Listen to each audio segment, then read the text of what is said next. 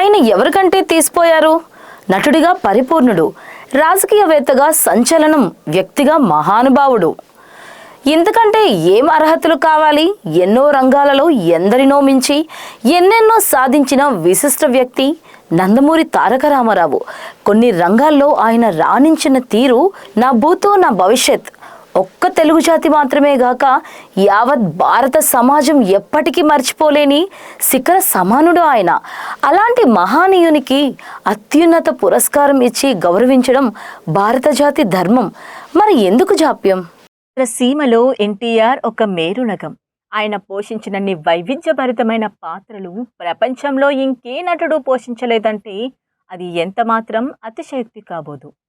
ఇక్కడ ఎన్టీఆర్ నట వైశిష్ట్యం, ఆయన రాజకీయ ప్రస్థానం, వ్యక్తిత్వ ఔన్నత్వం, వీటి గురించి రాస్తే ఒక మహా గ్రంథమే అవుతుంది. నిజానికి అది భారత రత్నతో సమానమైనది. ఇప్పుడు అంశం ఆ మహానటుడికి, మహోన్నత వ్యక్తికి, గొప్ప రాజకీయవేత్తకి భారతరత్న ఎందుకు ఇవ్వలేదని. ఇంతకీ నందమూరికి పద్మశ్రీ మినహా మరో బిరుదు లేదంటే అది ఎంత ఘోరమో కదా. పద్మభూషణ్, పద్మవిభూషణ్, ఇవిగాక దాదాసాహెబ్ ఫాల్కే వంటి పురస్కారాలకు ఆ విశిష్ట వ్యక్తి పేరు ఆయన జీవించి ఉన్నప్పుడు కానీ మరణించిన తర్వాత కానీ పరిశీలనకు రాలేదంటే వెనక ఎన్ని రాజకీయాలు నడిచాయో, ఈర్ష్యాద్వేషాలు చోటు చేసుకున్నాయో. ఎన్టీఆర్ తెలుగువారి గుండె చప్పుడు. నిజానికి తెలుగు జాతి ఆత్మగౌరవ ప్రతీక. తెలుగు జాతి గొప్పదనాన్ని నటుడిగా, రాజకీయ నాయకుడిగా దేశానికి, ప్రపంచానికి చాటి చెప్తున్న మహావ్యక్తి. అంతేకాదు, ఈ రోజున కేంద్ర ప్రభుత్వాలైనా కానీ రాష్ట్రాల్లో కానీ అమలు చేస్తున్న ఎన్నో సంక్షేమ పథకాలకు ఆయనే బీజాలు వేశారు. రాజకీయాల్లోకి వస్తూనే నందమూరి తారక రామారావు ప్రకటించిన అధికారంలోకి రాగానే అమలు చేసిన కిలో ₹2 బియ్యం ఈ రోజున ఎన్నో రూపాంతరాలు చెంది కోట్లాది ఇళ్లల్లో సంతోషం నింపింది. అలాగే బడుగు బలహీన వర్గాల సొంతింటి కల నెరవేరడానికి కూడా ఆయనే ప్రధాన కారకుడు. అలాంటి ఓ ఘన చరిత్ర కలిగిన నాయకుడికి ఉన్నత పురస్కారం రాకపోవడం తెలుగు జాతికి అవమానం.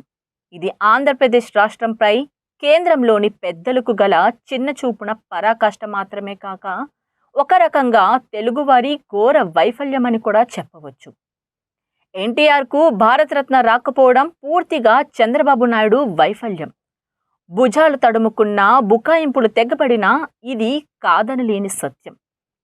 ఇప్పుడంటే కొంత సీన్ మారింది, కానీ ఒకనాడు కేంద్రంలో చంద్రబాబు ఏం చెప్తే అదే జరిగిన కాలం. అప్పుడు కూడా ఎన్టీఆర్కి భారతరత్న అందని మావి అయ్యింది. తామందరి తలరాతర విధాత, ముఖ్యంగా పరిస్థితులు జరిగిన విధానం ఏదైతే గాని తాను ముఖ్యమంత్రి, జాతీయ స్థాయి నాయకుడు కావడానికి కారణమైన వ్యక్తికి భారతరత్న వంటి గొప్ప పురస్కారం వచ్చేలా చేసి ఉంటే ఎంత బాగున్నో. ఆయన అడిగి ఉంటే ఆనాడు వాజ్పేయి, ఇప్పుడు మోడీ కాదనేవారా? కారణాలు ఏవైనా కానీ బాబు అందుకు చిత్తశుద్ధితో ప్రయత్నించలేదు. చేసి ఉంటే ఖచ్చితంగా వచ్చేది. రాలేదు గనక చేయలేదని భావించాల్సిందే. ఈ విషయంలో ఎన్టీఆర్ కుటుంబం కూడా అవసరమైనంత స్థాయిలో స్పందించలేదు.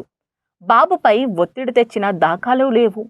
ఇటు తెలుగుదేశం పార్టీ నాయకులు కానీ, అటు రామారావు కుటుంబం కానీ ఎంతసేపు చెట్టు పేరు చెప్పుకొని కాయలు అమ్ముకున్నందుకే తాపత్రయపడ్డారు, కానీ పెద్ద ఆయన రుణం తీర్చుకునే ఆలోచన చేయలేదు. రామారావుకు అవార్డు వస్తే అది ఆయన సతీమణి హోదాలో లక్ష్మీపార్వతి అందుకుంటారనే దుగ్ధతో చంద్రబాబుతో సహా ఎన్టీఆర్ కుటుంబ సభ్యులు భారతరత్న విషయంలో మిన్నకుండిపోతున్నారనే అపప్రాధ ఉంది. ఇది దురదృష్టకరం. నిజానికి ఎన్టీఆర్ కుటుంబ సభ్యులు ఆయనకు అవార్డు వచ్చేలా కృషి చేసి ఉంటే ఒకనాడు ఆయనకి చేసిన అన్యాయానికి ప్రాయశ్చిత్తం చేసుకున్నట్టు అయ్యేది కూడా. ఇక బాధ్యత తెలుగు ప్రజలదే.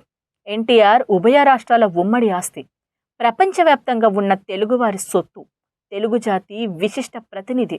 అలాంటి వ్యక్తికి భారతరత్న పురస్కారం ఇవ్వాలనే డిమాండ్తో ఒక మహా యుద్ధమే సాగాలి.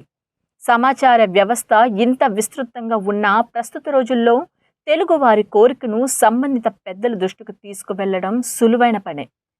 తెలుగువారందరూ మూకుమ్మడిగా అందుబాటులో ఉండే ప్రతి వేదికపై నుంచి స్పందించాలి. స్టేటస్, వాట్సాప్, ట్విట్టర్, ఫేస్బుక్, పత్రికలు, టీవీలు, వినతిపత్రాలు ఇలా అందుబాటులో ఉన్న అన్ని మార్గాల్లో తమ కోరికని ప్రభుత్వాల దృష్టికి తీసుకువెళ్ళాలి. ఇక ముఖ్యంగా తెలుగు సినిమా పెద్దలు తమ ఇంటి పెద్దకు భారతరత్న వచ్చేలా ప్రత్యేకంగా నడుము బిగించాలి. మన ఆలోచన ప్రధాని, సంబంధిత కేంద్ర మంత్రులు దృష్టికి వెళ్ళాలి. ఎన్టీఆర్కు ఈసారి భారతరత్న రావాలి, వచ్చి తీరాలి.